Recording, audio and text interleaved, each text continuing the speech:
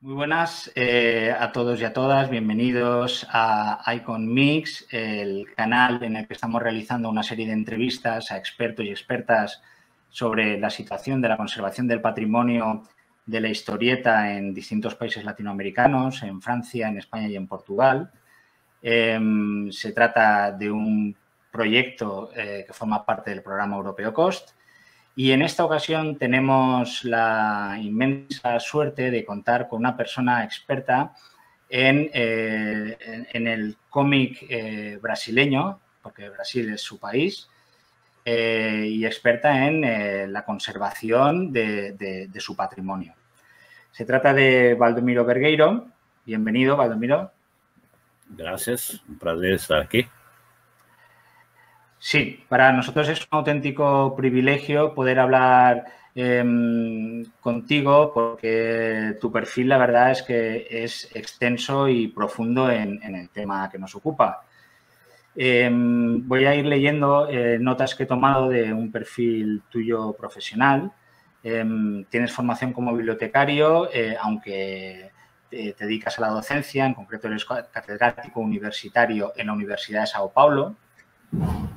Eres miembro del consejo asesor y colaborador de revistas especializadas como International Journal of Comic Art y Revista Latinoamericana de Estudios de la Historieta. Colaboras con distintos sitios web. Eres autor de más de 10 libros enfocados en el cómic, especialmente en el cómic como herramienta pedagógica, el uso del cómic en el aula, y la historia del cómic en Brasil. Aunque es cierto que has tratado, tienes otros títulos que hablan de estética, de narrativa y, bueno, otros enfoques, otras maneras de acercarte al medio desde un punto de vista académico. En 2007 ganaste el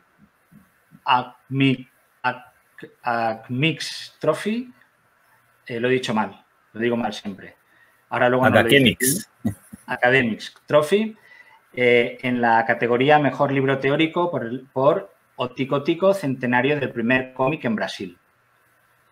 Y además es fundador del Observatorio de Historias en Cuadriños, que, por cierto, me explicabas antes que Historias en Cuadriños es el nombre que utilizáis en Brasil para lo que en otras zonas se llama BD o cómic. El perfil que he trazado tuyo es correcto, ¿no? Está perfecto. Obrigado. Vale. Pues lo dicho, un placer hablar contigo y para empezar a centrar la cuestión me gustaría que, ya que vamos a hablar de la conservación de un patrimonio, que nos hablaras de ese patrimonio, es decir, que nos hicieras de una manera breve una historia del cómic en Brasil. Sim, o Brasil tem uma larga tradição na produção de histórias em quadrinhos. Então, se você pegar, a gente pode dizer que o início dos quadrinhos no Brasil está no meados do século XIX, quando um autor italiano, um desenhista italiano, veio morar no Brasil, ele se chamava Angelo Agostini, e ele começou a publicar charges e humor gráfico nos jornais brasileiros. E o que ele fazia era muito semelhante ao que hoje se chama história em quadrinhos. Ele não usava balões, mas ele fazia narrativas gráficas que se assemelhavam muito ao que hoje é conhecido como histórias em quadrinhos. E muitos autores brasileiros, estudiosos, inclusive, costumam afirmar que o Angelo Agostini foi o criador das histórias em quadrinhos. Todo país sempre fala que ele é o precursor, né? Então, o Brasil costuma dizer que o Angelo Agostini é um dos precursores das histórias em quadrinhos com o trabalho dele. Ele tem duas grandes narrativas gráficas que se chamam As Aventuras de Nhoquim, que era a história de um caipira, de um habitante do rural, que vem para a cidade grande, e tem As Aventuras de Zé Caipora, todas as duas publicadas em 1860, uma 69, a outra em 1880 e pouco, né? E que é a história exatamente de um caçador. Então, e ele fazia, todo dia ele publicava uma parte dessa narrativa, e no final tinha uma grande narrativa, o que depois se constituiu nas histórias em quadrinhos no mundo inteiro. Então, a gente poderia dizer que ele é um dos grandes precursores das histórias em quadrinhos. E ele foi o ilustrador gráfico dos que a gente chama Segundo Império no Brasil, no final, segunda metade do século XIX. Ele influenciou muitos autores, nós tínhamos uma produção de humor gráfico muito grande nesse período no país. Depois a gente começa, no início do século XX, em 1905, começa a ser publicadas muitas revistas infantis que acompanhavam um modelo europeu. E o grande título dessa época se chamava O Tico-Tico, que é o nome de um passarinho. E essa foi a primeira considerada a primeira revista com histórias em quadrinhos no Brasil. Ela durou mais de 50 anos. O Ângelo Agostini, inclusive, criou o logotipo da revista, trabalhou nela até quando ele morreu, em 1910. E essa foi uma revista que povoou a vida de uma geração inteira de brasileiros. E a partir dela se começa uma indústria de histórias em quadrinhos no Brasil. A revista Tico-Tico importa personagens estrangeiros. Aqui foi publicado o Buster Brown, fez muito sucesso na revista Tico-Tico, que aqui se chamava Chiquinho, e todo mundo pensava que era um personagem genuinamente brasileiro, porque depois os autores brasileiros começaram a desenhar o personagem, e assim o país foi se desenvolvendo, foi se criando aos poucos uma indústria de quadrinhos. Em 1934 chegam os suplementos infantis semelhantes aos norte-americanos de quadrinhos. Depois, na década de 40, começam as revistas de histórias em quadrinhos, várias editoras que começam a lançar revistas. Normalmente, as revistas elas traziam muito material de fora, mas também publicavam materiais brasileiros, de autores brasileiros. Então, sempre teve uma luta do autor brasileiro para conseguir se impor no mercado, o que era um trabalho muito difícil, porque o quadrinho importado, isso acontecia no mundo inteiro, o quadrinho importado era muito mais barato, então o brasileiro sempre sofreu muito para impor a sua arte. Mas foi uma coisa que foi sendo conseguida aos poucos, e na década de 50 cresceu muito a publicação de quadrinhos de terror no Brasil. Tem uma fase muito, muito bonita do quadrinho brasileiro, que é o quadrinho de terror, muito forte. Depois, na década de 1960, nós tivemos muito forte o quadrinho que a gente vivia uma ditadura nessa época no Brasil. Então, um quadrinho que combatia essa ditadura, o quadrinho underground. Então, se tem uma produção muito grande de humor gráfico e de histórias em quadrinhos que saíam nos jornais que iam contra a ditadura, principalmente o trabalho do Enfio e vários outros desenhistas. Depois, na década de 80, vamos dizer, há uma renovação nesse humor, e se passa do humor político para o humor social, e em paralelo também se desenvolvem as revistas de infantis, que também sempre foram muito populares no Brasil, e a partir da década de 70 a gente tem no segmento do quadrinho infantil o aparecimento do maior autor brasileiro de histórias em quadrinhos, que é o Maurício de Souza, que é considerado o Disney brasileiro, que tem até hoje é vivo, está com 80 anos, e tem uma indústria, uma produção muito grande, com dezenas de revistas, dezenas de personagens, que são muito populares no Brasil. E o Maurício ajudou a fortalecer essa indústria. E a indústria foi aos poucos, vamos dizer, apesar de se concentrar no eixo Rio-São Paulo, que são os dois grandes estados brasileiros mais desenvolvidos, também os quadrinhos vão aparecendo nos outros estados, com menor produção, mas existe uma produção constante no Brasil. E as histórias de quadrinhos são, até hoje, bastante populares entre os leitores, principalmente a juventude, Então, que começa, muitas vezes, lendo a Mônica, quando é criança, depois passa para os super-heróis, depois vai para os mangás e depois vai para os quadrinhos, as graphic novels, os quadrinhos de adulto e assim por diante. Então, é algo muito forte no Brasil. E sempre teve um interesse da crítica, Já sempre tivemos um fandom, digamos assim, colecionadores muito acirrados no Brasil, que procuravam conhecer mais as histórias em quadrinhos, então fizeram partiu dos colecionadores, a valorização do quadrinho que a gente tem no país hoje, começa com os colecionadores, depois vai para os pesquisadores, né? Então, a história do quadrinho brasileiro é muito interessante, porque ela vai se desenvolver em várias áreas, né? E até hoje, com a internet e com os meios sociais, a gente tem um crescimento muito grande da produção autoral no Brasil. Então, muitos autores que produzem diretamente para a internet, que conseguem fazer um trabalho que penetra mesmo no público. Então, é um momento bastante promissor, inclusive, que a gente vive no Brasil, mas que vem de, como eu falei, mais de 150 anos aí de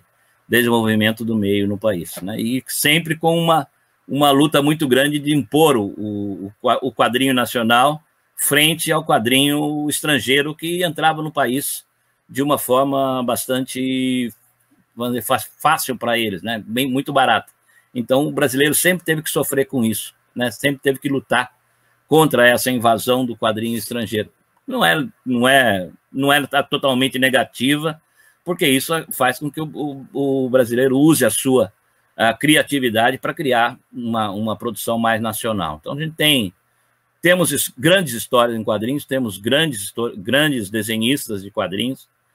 Eu diria que até algum tempo atrás a gente costumava dizer que não tínhamos grandes roteiristas. Hoje não é verdade, nós temos grandes roteiristas de histórias em quadrinhos também, e temos muitos autores interessados em fazer a sua arte e divulgar o seu conhecimento e a sua produção. E isso tem sido feito, principalmente nos últimos tempos, por meio da internet. Então, um voo panorâmico sobre as histórias em quadrinhos no Brasil, né? A gente tem vários aspectos que poderíamos divulgar e acho que é interessante ser conhecido pelas outras áreas. Eu sempre tenho me preocupado muito quando vou falar no exterior, quando faço trabalhos para congressos no exterior, de falar sobre o quadrinho brasileiro, porque tem características que realmente merecem ser destacadas. Seria isso que eu falaria rapidamente, para você ter uma ideia. Como eu falei, no Brasil, histórias em quadrinhos é um nome que se dá ao gênero, né? à linguagem, de uma maneira geral. Nós temos as revistas de história em quadrinhos, no Brasil são chamadas de gibis, porque gibi era uma GIBI, né? Era uma revista muito popular no Brasil. Então, como aconteceu na Espanha, que você tem TBO, que deu nome para o gênero, né? Para o meio, aqui no Brasil a gente tem gibi, que deu nome para as revistas em quadrinhos. Então, todas as revistas em quadrinhos hoje são chamadas de gibi, né? Então, a gente tem várias derivações disso daí, que depois eu vou falar com mais detalhe. Imagino que, bueno, por lo que has contado, el cómic, las historias en cuadriños gozan de buena consideración a nivel social, ¿no? Es decir, pregunto, ¿hay sitio en los medios de comunicación para publicar críticas y entrevistas a autores, reportajes, etcétera? ¿Se hacen exposiciones? Es decir, ¿hay una preocupación por el medio a nivel social? Sim, no Brasil, o Brasil sofreu, como todos os países, sofreu a oposição que foi feita às revistas de história em quadrinhos a partir da década de 50. Então, a partir da década de 50, nós temos vamos dizer, aquela desconfiança dos pais, de professores, sobre as histórias em quadrinhos, acompanhando vamos dizer, a influência norte-americana, como a gente bebia muito dos quadrinhos norte-americanos. Então, essa desconfiança dos quadrinhos, pelo fato de se equiparar a história em quadrinhos com a criança, com a leitura infantil, então havia muita desconfiança e se dizia que as histórias em quadrinhos não eram boas para as crianças, que afastavam da leitura, que não era uma leitura digna. Isso o Brasil passou muito. Eu sofri muito isso, que eu sou exatamente dessa geração que sofreu a oposição às histórias em quadrinhos. Mas, em paralelo a essa oposição, o Brasil sempre teve entusiastas de histórias em quadrinhos que desafiavam todos as críticas, né? Então, em 1951, um grupo de colecionadores, de pessoas que gostavam de história em quadrinhos, rapazes, deviam ter 18, 20 anos, propuseram uma exposição internacional de histórias em quadrinhos. Isso em 1951. E, segundo eles, era a primeira exposição internacional sobre o gênero feita no mundo. Na realidade, ela não era a primeira sobre o gênero, que tinha tido uma em 48, na França. Mas, em 51, eles escreveram para autores do mundo inteiro, principalmente dos Estados Unidos, e pediram os originais a esses autores. Então, escreveram para Al Capp, escreveram para o Eisner, para vários autores famosos, para o Milton Caniff. E esses autores norte-americanos ficaram muito envaidecidos de alguém pedir um original para eles, e mandaram esses originais.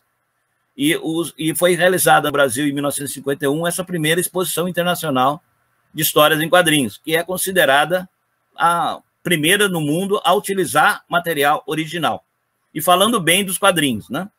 Então, a partir desse momento, você tem um interesse de, vamos dizer, um trabalho de conscientização da importância das histórias em quadrinhos, né? E esse grupo de colecionadores, de pesquisa, eram jornalistas, editores, colecionadores, foi muito ativo durante vários anos na divulgação dos quadrinhos, inclusive na organização de outros eventos. Nós tivemos um congresso muito grande em 1970 também sobre quadrinhos, né? Depois tivemos as bienais de quadrinhos. Então são eventos que procuravam sempre valorizar o meio, né?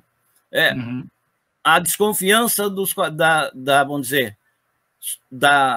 do pessoal da educação quanto aos quadrinhos, essa permaneceu até a década de 80, né? Vamos dizer, meados da década de 80, você não existia um diálogo entre quadrinhos e educação. De uma maneira geral, os responsáveis pela educação no Brasil achavam que histórias em quadrinhos e educação não tinham meio em comum. Quer dizer, história em quadrinhos era para entretenimento e educação era coisa séria, né? Mas isso aos poucos também foi mudando. Quer dizer, a partir da década de 70, há um movimento no mundo inteiro de valorização cultural das histórias em quadrinhos. Começa na França, depois em vários outros países, na Espanha, final da década de 70, né? Depois da queda do Franco, e assim por diante, de valorização das histórias. Isso também ocorre no Brasil. E aos poucos vamos dizer, esse estranhamento das histórias em quadrinhos por parte da educação também começa a cair. E as histórias em quadrinhos começam a ser utilizadas na educação, né? Então, você tem vários livros que vão surgir. Eu lanço o meu livro em 2004, eu faço um livro sobre a aplicação de quadrinhos na educação. Então, e até o momento em que o próprio Ministério da Educação no Brasil começa a sugerir o uso de histórias em quadrinhos. Então, a gente passa de uma proibição das histórias em quadrinhos nas escolas a um incentivo formal das autoridades governamentais na área de educação. E isso ajudou bastante os quadrinhos, né? Então, o desenvolvimento das histórias em quadrinhos no país. Então, hoje a gente tem no Brasil, devem existir, talvez eu não esteja exagerando, centenas de professores de todos os níveis utilizando cotidianamente histórias em quadrinhos em sala de aula, né? São muitos mesmo que estão utilizando, muitos alunos que estão desenvolvendo trabalhos de pesquisa sobre a aplicação de quadrinhos em sala de aula, em todas as áreas do conhecimento, né? E as histórias em quadrinhos estão num momento muito promissor no Brasil, né? E a questão da preservação, né, do material, como a história em quadrinhos é um material, digamos, sempre foi um material muito frágil, né? A preservação ocorria sempre a cargo dos colecionadores. A Biblioteca Nacional Brasileira, ela, durante muito tempo, não aceitava histórias em quadrinhos. Daí, já nos últimos 30 anos, ela começou a se abrir e tem um acervo muito bom de histórias em quadrinhos, conserva um bom material. Inclusive, quando a maior editora de quadrinhos no Brasil, no século passado, a editora Ebal, Editora Brasil América Limitada, fechou as portas, todo o acervo dela foi para a Biblioteca Nacional, né? Então, tem a Biblioteca Nacional que faz um trabalho de conservação que deixa muito a desejar. Não vou dizer que é um trabalho maravilhoso. Deixa muito a desejar, mas faz alguma coisa. E temos o trabalho de grupos de pesquisa e o trabalho de bibliotecas, que a gente chama de bibliotecas especializadas de histórias em quadrinhos, né? Que são bibliotecas que só têm histórias em quadrinhos, e tudo que diz respeito a elas, que foram criadas a partir da década de 1980, exatamente, se cria a primeira biblioteca exclusiva de histórias em quadrinhos, né? Que se chama, aqui no Brasil nós damos, como eu falei, Gibi é o nome da revista em quadrinhos no Brasil. Então, a partir da palavra gibi, se formou a palavra Gibiteca, que é a biblioteca de revistas em quadrinhos. E elas se espalharam pelo Brasil inteiro. Então, a primeira surge na cidade de Curitiba em 1980. Depois, em 1988, se eu não me engano, surge aqui em São Paulo uma outra, que é a maior do Brasil, tem mais de 200 mil exemplares, né? E que são instituições, às vezes ligadas à área pública, às vezes ligadas à iniciativa privada, que coletam revistas de história em quadrinhos, principalmente, e colocam à disposição do público, seja para leitura, seja para pesquisa, seja para aplicação nas mais diversas áreas, né? E elas são muito comuns no Brasil. Nós temos dezenas de gibitecas espalhadas pelo Brasil. Às vezes são instituições que fazem parte de uma outra biblioteca maior, às vezes são instituições independentes, né? Então, é um aspecto que o Brasil desenvolveu bastante. E, normalmente, tentando incentivar a leitura. Não é tanto a preocupação na preservação, mas todas elas acabam fazendo um trabalho de preservação do material das revistas em quadrinhos. Sí, pero me imagino que el esfuerzo mayor recae en la Biblioteca Nacional, ¿no? En el tema de la preservación. A gente espera bastante da Biblioteca Nacional, mas a Biblioteca Nacional brasileira ela tem muitas limitações. Então, essas limitações da Biblioteca Nacional elas acabam sendo, vamos dizer, as bibliotecas tentam cobrir essas limitações, né? Porque a Biblioteca Nacional tem muita dificuldade de preservar as revistas de histórias e quadrinhos. ¿Y cuál es el principal archivo de historieta en el país? De carácter público. De caráter, eu diria que o grande acervo é a Biblioteca em Fio, aqui em São Paulo, a Gibiteca em Fio aqui em São Paulo, que tem um maior acervo do Brasil, né? Mas a Biblioteca Nacional tem realizado um bom acervo na preservação, um bom serviço na preservação, inclusive tem digitalizado os títulos mais importantes. A Biblioteca Nacional já digitalizou toda a revista do Tico-Tico, tudo que ela possui da revista do Tico-Tico, diria que ela tem 95% da coleção, né? Ela está toda digitalizada e disponível na internet, então, e várias outras revistas importantes já foram digitalizadas. Agora, o grosso da produção nacional acaba, muitas vezes, se perdendo em coleções esparsas. Então, a gente não tem um arquivo único que tem essa preservação realmente, né? Então, vamos dizer que falta um pouco essa coordenação, né, no país inteiro. O país é muito grande, né? Então é muito difícil de ter um controle geral de toda a produção. Y dentro de ese cuerpo de obra sobre el que se centra su trabajo, el de la biblioteca, ¿entran también los fanzines? ¿Cómo? Eu não entendi o finalzinho. Fanzines? Fanzines? Sim, há uma produção também muito grande de fanzines no Brasil. Sí, pero ¿se está haciendo también archivo de esta producción en algún sitio? Normalmente ele é feito nas gibitecas. Então, cada gibiteca de alguma região conserva os fanzines daquela região. Então, se tem uma gibiteca em Belo Horizonte, por exemplo, Toda a produção, ou grande parte da produção de fanzines, produção alternativa de quadrinhos, é preservada nessa gibiteca. Não existe assim um órgão central. Até existem algumas iniciativas de criação do que se chama de fanzineteca, né? Mas são muito esparsas e muito, vamos dizer, muito frágeis ainda. Não dá para você ter muita confiança. O trabalho é maior, é feito pelas gibitecas mesmo. Y además de cómic brasileño, ¿se hace archivo de cómics de otros países latinoamericanos? Na realidade, o que as gibitecas preservam é a produção, principalmente a produção industrial, que principalmente o material que é publicado no Brasil pelas editoras brasileiras. As gibitecas, grande parte delas não tem uma verba própria. Então, ela se desenvolve a partir de doações. Então, muitas pessoas que fazem coleções de quadrinhos e que depois doam para as bibliotecas quando não desejam mais ter essa coleção. Então, muitos colecionadores que já passaram para as gibitecas as suas coleções particulares e daí a gibiteca recebe material estrangeiro também. No Observatório de Histórias em Quadrinhos, que é o nosso núcleo de pesquisa na Universidade de São Paulo, nós temos um acervo de revistas em quadrinhos, de material em quadrinhos. Temos lá cerca de 50 mil itens no nosso acervo.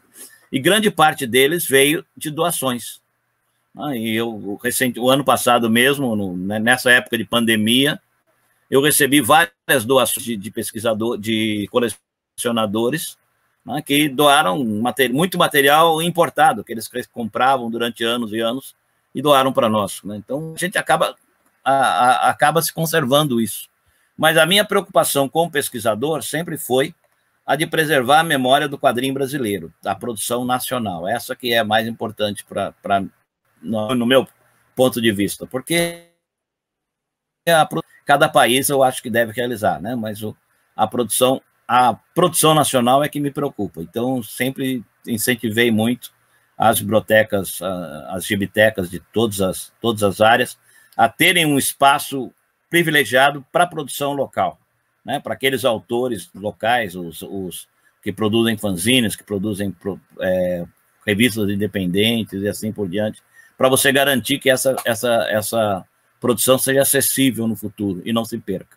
Porque às vezes são revistas que se produzem 100 exemplares, 200 exemplares, assim, coisa muito, muito pequena, e acaba o próprio autor, o próprio editor acaba ficando sem nenhuma, às vezes.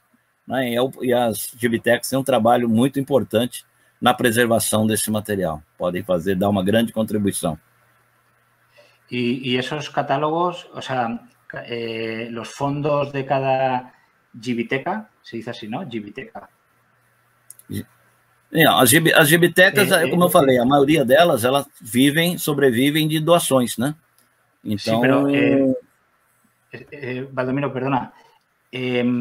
Los fondos de cada una de estas bibliotecas, ¿están todos conectados en un catálogo único? Não. Infelizmente, não. Nós não temos um catálogo. Há uma diversidade muito grande. Você tem gibitecas que têm, vamos dizer, já está tudo automatizado, já tem todo o material registrado em catálogo eletrônico, disponível na internet, e você tem gibitecas que não tem nada, está tudo ainda bem manual, tudo muito, diria, até... não é nem muito profissional, vamos dizer, muito mais um trabalho voluntário. A gente tem muitas gibitecas que surgem por atuação voluntária, de pessoas que têm a sua coleção e que resolvem disponibilizar para o público. Então, abrem a sua casa ou abrem um espaço e disponibilizam a coleção para o público e começam a trabalhar emprestando material, realizando atividades em torno dos quadrinhos, de histórias em quadrinhos, e depois a coisa, vamos dizer, há uma aceitação geral e o trabalho continua. Nós temos instituições desse tipo, por exemplo, na cidade de Santos, aqui no litoral de São Paulo, que surge a partir da doação da mãe de um jornalista de quadrinhos que tinha uma grande coleção. Quando o jornalista morre, ela doa a coleção para a cidade, um dos funcionários da prefeitura se interessa pelo material e cria a gibiteca da cidade. E ela vai se desenvolvendo, já tem mais de 10 anos que existe na beira da praia, emprestando histórias em quadrinhos, fazendo atividades das mais diversas. Então, o início do trabalho, muitas vezes, ele é voluntário, não existe uma coordenação, é algo que a gente vem trabalhando muito, lutando muito, insistindo muito, mas é difícil de conseguir. Bien. Una de las preguntas, bueno, ya lo hemos hablado, como archivo centralizado, lo único que existe es la Biblioteca Nacional, ¿no? Por lo que me estás comentando. Sim. Acho que a Biblioteca Nacional, caberia à Biblioteca Nacional realizar um trabalho de centralização e de coordenação, mas, infelizmente, nós não temos esse trabalho no Brasil. Vale. Uma das minhas orientandas de doutorado é bibliotecária da Biblioteca Nacional e a gente tem conversado muito a respeito disso, mas a burocracia brasileira é bem complicada para conseguir caminhar nessa direção. Ajá. ¿Y un investigador en Brasil qué tiene que hacer? ¿Ir a la Biblioteca Nacional o existe alguna manera de... ¿Cómo podría entrar en esse sector?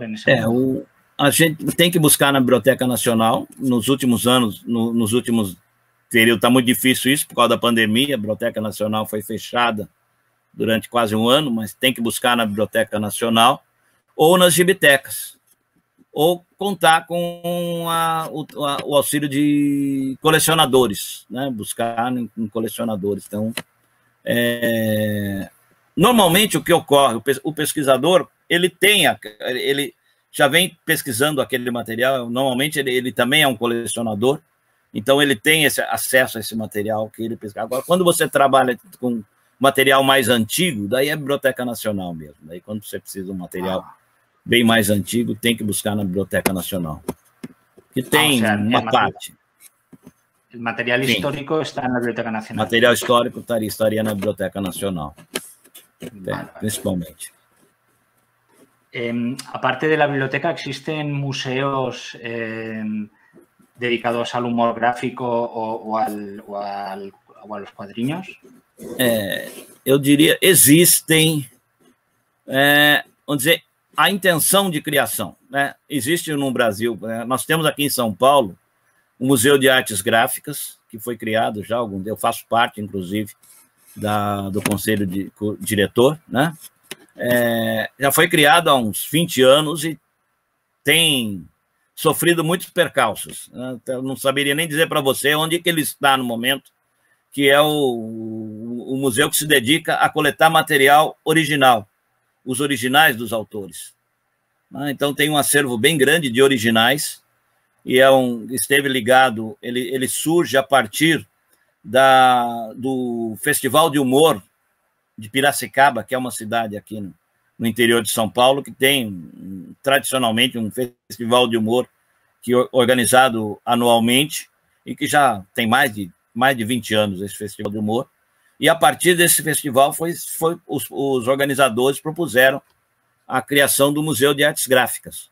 E esse museu esteve durante algum tempo na Pinacoteca do Estado de São Paulo e depois ele foi, entre aspas, aí, despejado da Pinacoteca, né? Foi retirado da Pinacoteca. Eu não sei dizer para você nem onde anda o acervo. Mas então existem algumas iniciativas, em alguns estados também existem iniciativas de criação de museu de artes, principalmente museu de artes gráficas, para recuperar o material que foi publicado em jornais, principalmente, né?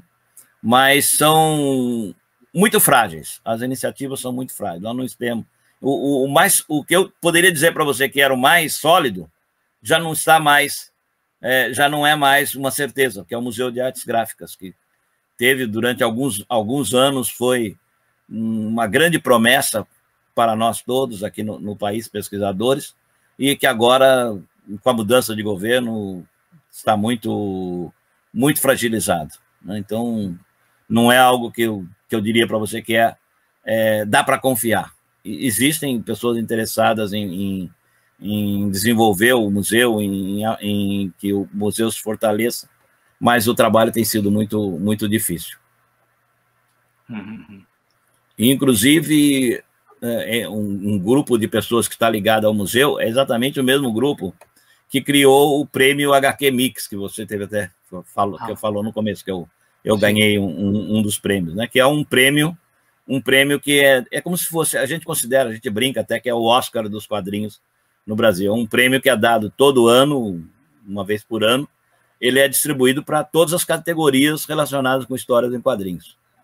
Então, prêmio para o melhor desenhista, para o melhor roteirista, para a melhor revista, para o melhor letrista, assim por diante. Todas as categorias que você pode pensar, inclusive prêmios para trabalhos científicos sobre histórias em quadrinhos. Eu faço parte já há muitos anos do comitê que seleciona as teses e as dissertações de mestrados e os trabalhos de conclusão de curso em graduação, que são premiados pelo prêmio HQ Mix. Então, esse já é uma tradição no país, todo ano você ter esse prêmio de valorização do produtor do quadrinho nacional.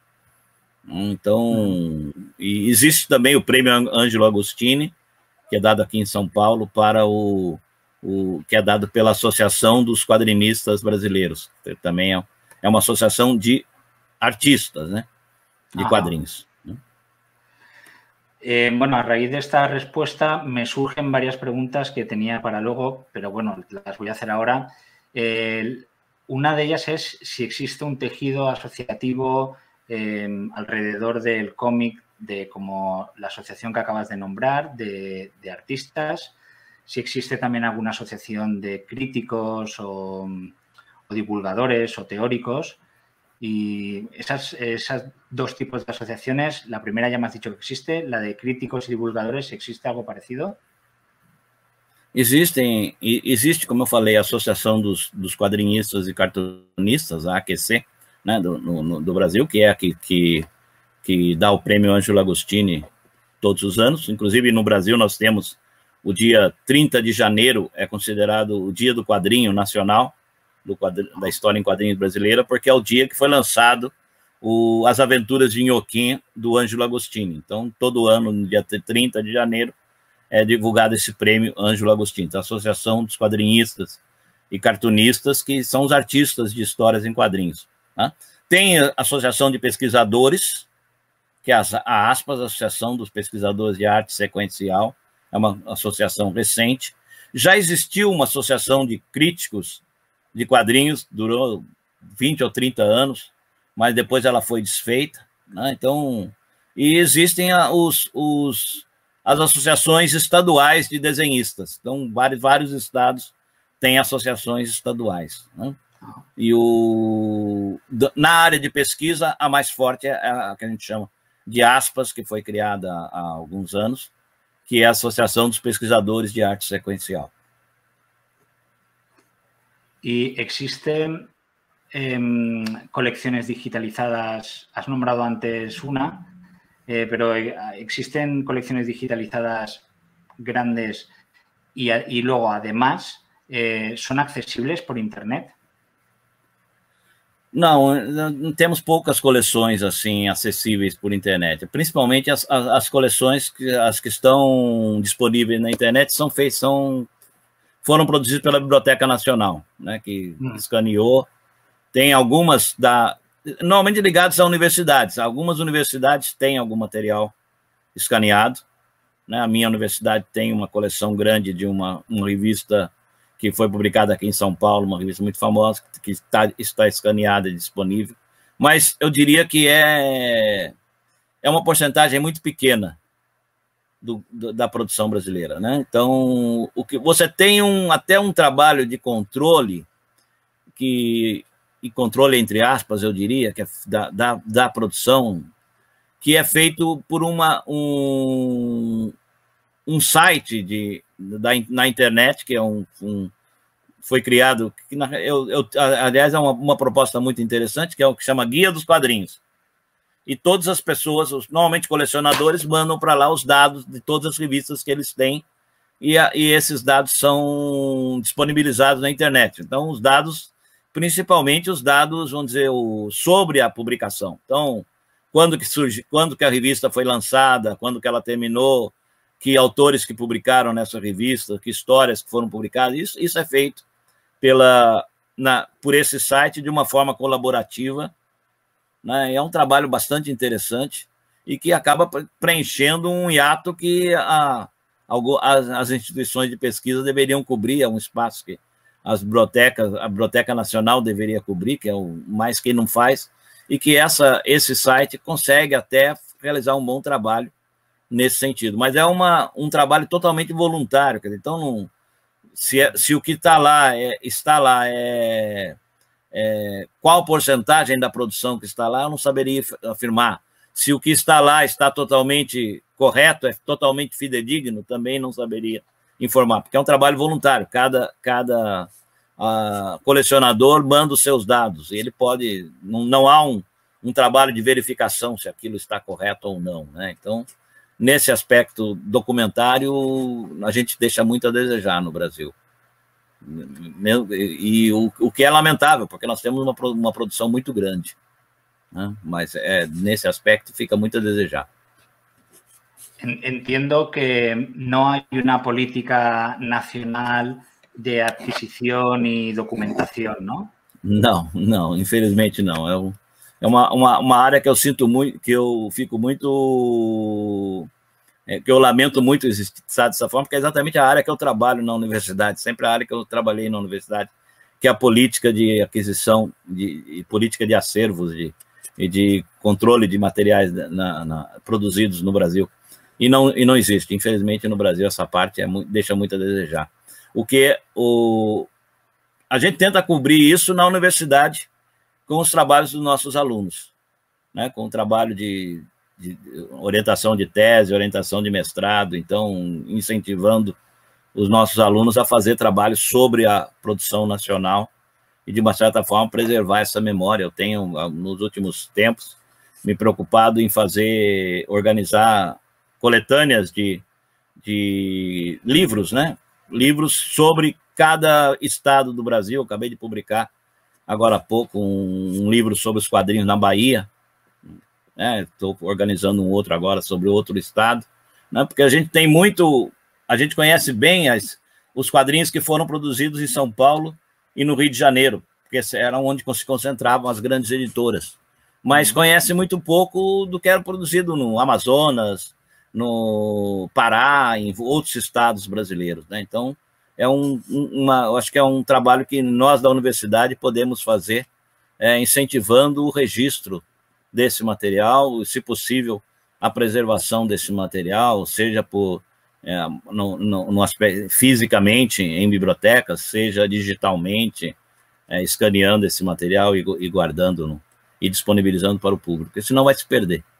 Mas não existe infelizmente não existe um plano, seria um plano nacional da história em quadrinhos, que seria ideal, como existe um plano nacional do livro, né, o plano nacional do cinema, né, no país, né? Mas infelizmente não tem.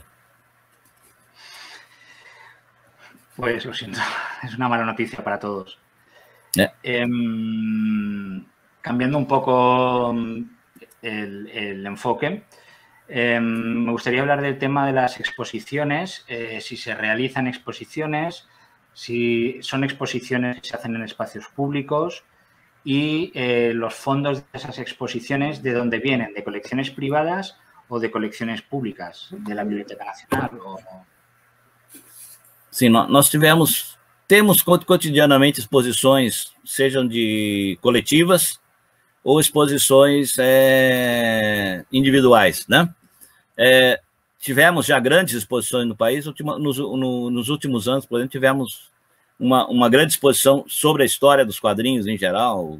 Tá? Existem instituições particulares que vamos dizer, dão apoio a essas exposições. Em termos de poder públicos, não é muito comum. Você não tem o poder público com uma atuação muito forte nessas exposições. É muito mais a partir da iniciativa privada e da organização de, vamos dizer, de pessoas que gostam de quadrinhos, que vão e propõem a organização de uma exposição, seja em função de uma data específica, seja em função de para homenagear algum autor. Então, e normalmente contam com o apoio ou de bancos, ou de fundações, ou de instituições particulares de cultura, ligadas à cultura. Não temos um trabalho direto do governo nessas organização de exposições. Vamos dizer, a iniciativa governamental tem sido decisiva no trabalho de incentivo a novos autores. Então, vários estados criaram, eu diria, projetos de financiamento de revistas. Então, vamos dizer, abre um edital para selecionar 10 trabalhos de quadrinhos que serão publicados, que o governo do estado ou do município ou do governo federal vai financiar. Então, se cria uma comissão, ela seleciona, os autores mandam os projetos, e essa comissão seleciona e os autores recebem um incentivo do poder público para a publicação. Pode ser um incentivo monetário para a edição, pode ser um incentivo, pode dizer, geral, um valor de um prêmio normalmente, né?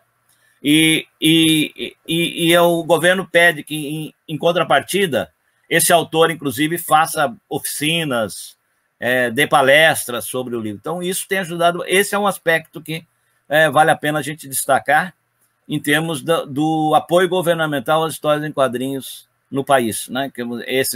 Esses prêmios, vamos dizer, esses projetos de publicação de quadrinhos. Isso tem incentivado muito a produção de quadrinhos no Brasil nos últimos anos, nos últimos 10 anos. Muito a produção, inclusive, qualitativamente, melhorou muito no país. Teve um aumento qualitativo da produção em função desses prêmios que o governo tem, vários governos têm incentivado, tá? Seja no nível do estado, seja no nível da cidade e assim por diante. Isso nesse aspecto, o governo tem ajudado bastante. No caso das exposições, não. É muito mais na iniciativa privada mesmo. O sea, faltaría la sensibilidad y la voluntad de cuidar el patrimonio. Se fomenta la creación actual, pero se tiene un poco olvidada la parte patrimonial, ¿no? Sim, sim. A parte patrimonial acaba sendo bem muito débil no Brasil para ese aspecto, ¿no? Vale, existen, es evidente que sí, porque tú has escrito algunos, ¿existen libros teóricos que recuperen la historia de la historieta en Brasil? Existem vários livros teóricos, né? O primeiro foi publicado na década de 70, o professor Álvaro de Moya, que é um dos criadores daquela exposição que eu falei no começo, né? Que dedicou muito a preservação da história, vamos dizer, ao resgate da história dos quadrinhos no Brasil. Tem outro grande pesquisador no Brasil, o professor Antônio Luiz Canin, que também teve vários trabalhos sobre a produção, principalmente do trabalho do Ângelo Agostini, e tem vários outros. Então, nós temos vários livros dedicados à história das histórias em quadrinhos do Brasil. Eu mesmo organizei uns 2 ou 3, né? E agora a gente está incentivando muito a produção vamos dizer, de história local sobre as histórias em quadrinhos. Então, o ano passado saíram pelo menos 3 livros sobre a produção em vários estados no Brasil. Então, o estado de Goiás, o outro no estado do Ceará, né? Então existe essa preocupação. E eu acho que cabe muito à universidade incentivar os seus alunos a pesquisar a produção brasileira, né? O que eu vejo na universidade, já orientei várias teses de doutorado e mestrado. Então, muitas vezes, os alunos vêm procurar para a universidade para fazer trabalhos de pesquisa sobre autores estrangeiros, né? Que também é bom, nada contra, mas eu sempre tento incentivar os meus alunos a desenvolverem trabalhos sobre os autores brasileiros, porque é uma forma da gente contribuir mais diretamente para a produção nacional. Y todos estos trabajos cuentan también, estos investigadores, ¿contáis con alguna revista o alguna web, algún sitio web especializado en textos acadêmicos?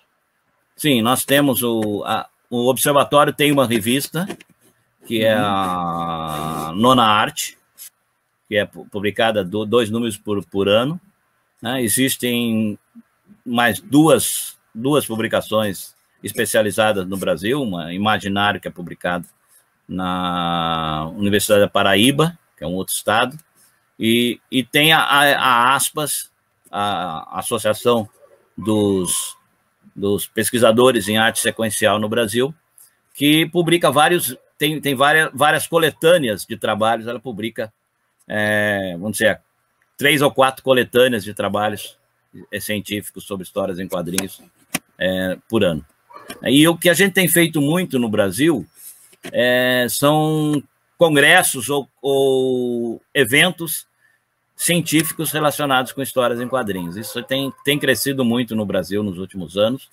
No Observatório, na Universidade de São Paulo, nós organizamos a cada 2 anos, era cada ano depois, mas com a pandemia ficou mais difícil de controlar, mas a gente tinha anualmente as Jornadas Internacionais de Histórias em Quadrinhos, que era o grande evento do país de trabalhos científicos sobre quadrinhos. Em 4 dias, recebi mais de 200, 300, chegamos a receber mais de 300 trabalhos a serem apresentados nesse evento. Então, já está na sua 7ª edição, né? E vamos dizer, o grande evento científico de quadrinhos no país. Mas existem outros eventos que também ocorrem nos outros estados, de bem menor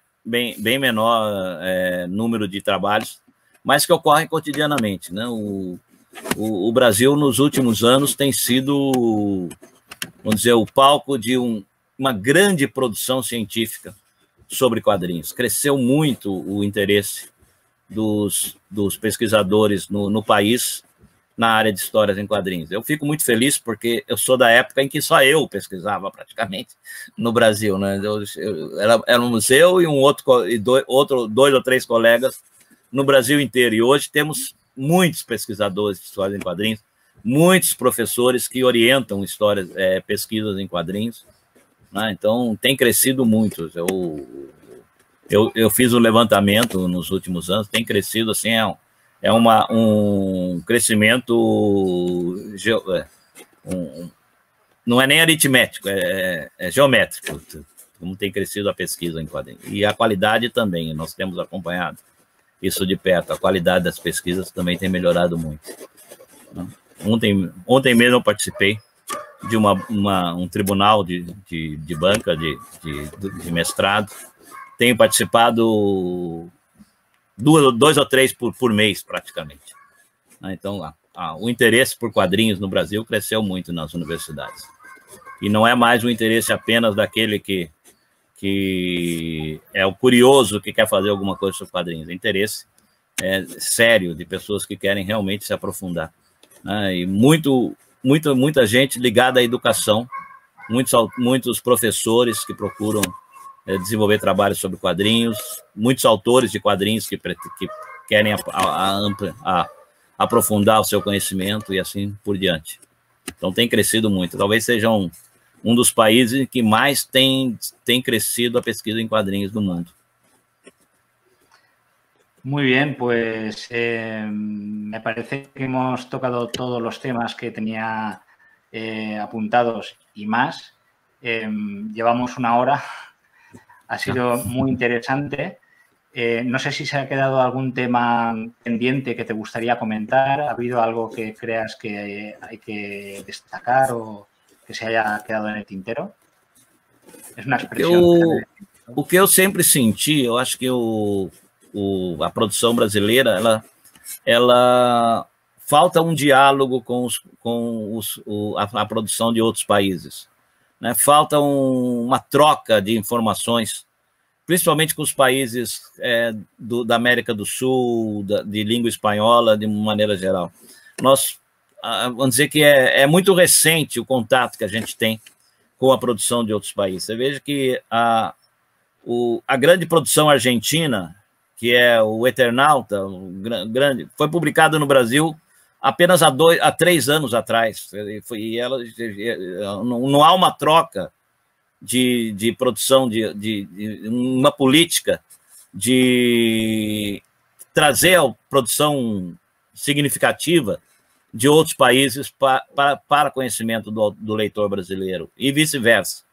Então, acho que isso a gente precisaria aprofundar mesmo, o contato com os outros países de língua espanhola, de língua portuguesa, né, da América Latina, de uma maneira geral, e com os amigos, os países de língua espanhola também, né? Então, isso é algo que a gente precisa fazer. Eu acho que o Brasil sempre foi muito precário, né, nessas iniciativas. Então, conhecemos muito pouco o que é feito nos outros países, né? Então, fora o que vem, quer dizer, só conhecemos aquilo que a grande indústria traz, né? E o que a grande indústria traz para o país não é necessariamente o que de melhor é produzido nos outros países. Normalmente é aquilo que vende mais, né? Ou que tem maior apelo comercial. Então, isso a gente tem que aprimorar muito o contato com os outros países, de modo a realmente trazer um material de qualidade de quadrinhos e crescer juntos, né? E ampliar esse intercâmbio, né? Tanto em termos acadêmicos, como em termos produtivos, em termos de conhecimento, de contato entre os autores e assim por diante. É isso que eu gostaria, que acho que vale a pena a gente trabalhar cada vez mais. Bueno, iniciativas como Icon Mix tratan de empujar en esa dirección. Sí. Y hay otras iniciativas, ¿no?, de coordinación de todo el ámbito del cómic español y latino. Isso é muito bom, isso é muito bom. Precisamos ampliar o contato e ampliar essas atividades de intercâmbio cada vez más. De acuerdo, pues muchísimas gracias por haber estado con nosotros este rato. Muchas gracias por la cantidad de información que has compartido con nosotros. Ha sido realmente interesante. Y nada, espero que a las personas que estén viéndonos les haya parecido igual de apasionante. E muchísimas gracias por tu tempo. Eu que agradeço. Muito obrigado. Muchas gracias. Felicidades aí com o projeto. Tchau.